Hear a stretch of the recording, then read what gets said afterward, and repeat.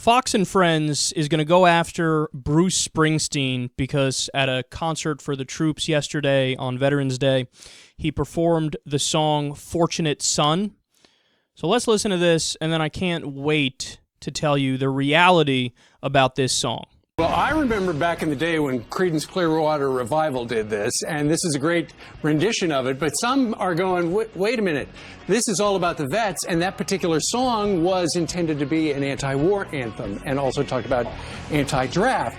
Is it really appropriate to be performing that in front of so many vets who volunteered to fight in Iraq and Afghanistan? We asked you what you thought. Were those great musicians tone deaf? Well, here are some of your comments. Vicky says this on Facebook, I would have walked out. Cindy says the song is more about the rich and the politicians dodging the draft than anti-war, but still wrong place, wrong time.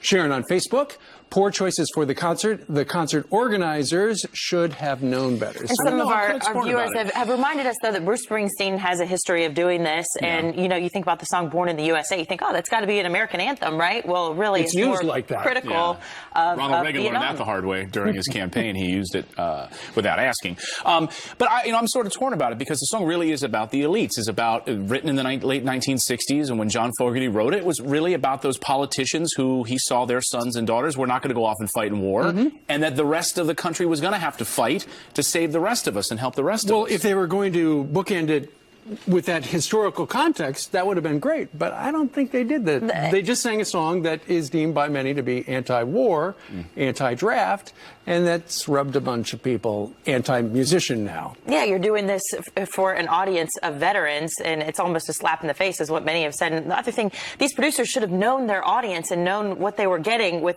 people like Bruce Springsteen and with Eminem. Eminem dropping a dozen F-bombs. They're a self-parody. If these are troops, these are veterans, they've been in combat, what do you think they're going to do if they hear Eminem say the F word? Oh, goodness, I can't take it. That's too obscene for my tastes. I remember seeing somebody in the Viet Cong get their face blown the fuck off, but I can't hear the F word because, goodness gracious, I might lose some sleep. I mean, they live in this 1950s world where only really, really old, conservative, white senior citizens still live in. And that's who they're appealing to. Those are the people that are actually watching Fox and Friends. But the fake outrage, I can't stand the fake outrage.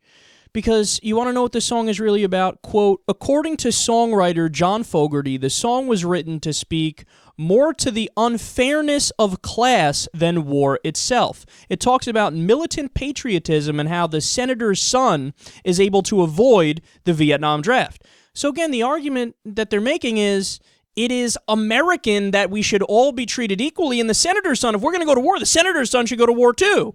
And they go, oh, un-American, anti-troop. Anti-troop, so what are you arguing for? You're arguing that the senator's son indeed shouldn't go to war because he's special and fuck everybody else. I mean, they're proving Fogerty's point as they're arguing here. And I love how they keep saying, in some people's eyes, this is an anti-war song. This is a bad song. This is an anti-troop song. No, in your eyes it is. That's it. You said it. You said it. Nobody else said it. Maybe Cletus Jim Bob in Arkansas and 3 other dudes on Facebook said it, but you're the ones that are driving this ship. You're the ones that are creating the fake outrage. And then the most important part, and to be clear, there was that one Fox host there who was like, you know, I'm torn on this. You guys are crazy. In fact, this is a very pro-troop song because it's asking for a uniquely American thing, which is equality, that the senator's son should fight if we're going to fight. So credit to that one guy, kind of, because he said I'm torn on it. What he should have said is, you guys are silly human beings, but you got to take what you can get from Fox News. But even more importantly, okay, let's stop with this ridiculous myth that it's anti-troop to be anti-war. There's nothing that's more in favor of the troops than to say, hey, you should only fight in wars when we absolutely need you to fight in wars to protect America. That's, you know what the right thing to do is for the troops? Is to never have gone into Iraq, never have gone into Afghanistan, never to have gone into Vietnam, never to have gone into probably 80% or 90% of the interventions that we've done post-World War II. You're not going to hear anybody else say that, but it's the truth. Sure, you can make the case for some minor interventions here and there, whether it's saving the Yazidis on the mountaintop in Iraq from ISIS. That's a fine time to do some sort of a humanitarian intervention. Bosnia, Kosovo, you can make an argument for that. But the majority of the time that we've been sending our brave young men and women to fight in different areas post-World War II, we've been doing it too nonchalantly, too casually. We're too willing to send people to die. And look, oftentimes it has to do with natural resources, it has to do with power, it has to do with imperialism, and it has less to do with really standing up for America and protecting the homeland.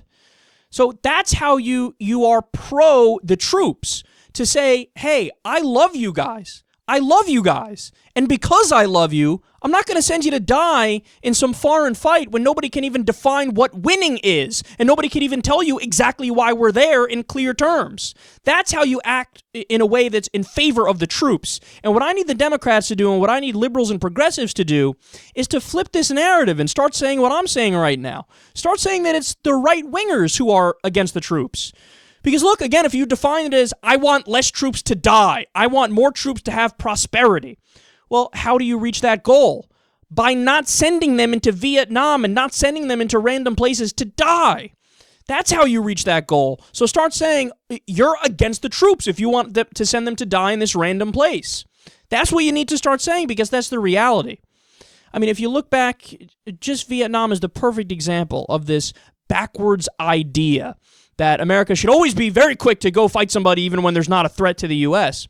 Well, then you have Vietnam, where 58,000 U.S. troops die, millions of civilians die, and you have an argument that, I'm not kidding, the argument was, well, if Vietnam goes communist, then Laos goes communist, then Malaysia goes communist, and then all these places fall, and next thing you know, they're on your doorstep in Kentucky. That's their argument. And we knew that argument was bullshit. It's always been bullshit. And to point that out and say, hey, stop it. Stop sending these kids to die. That's the patriotic thing to do.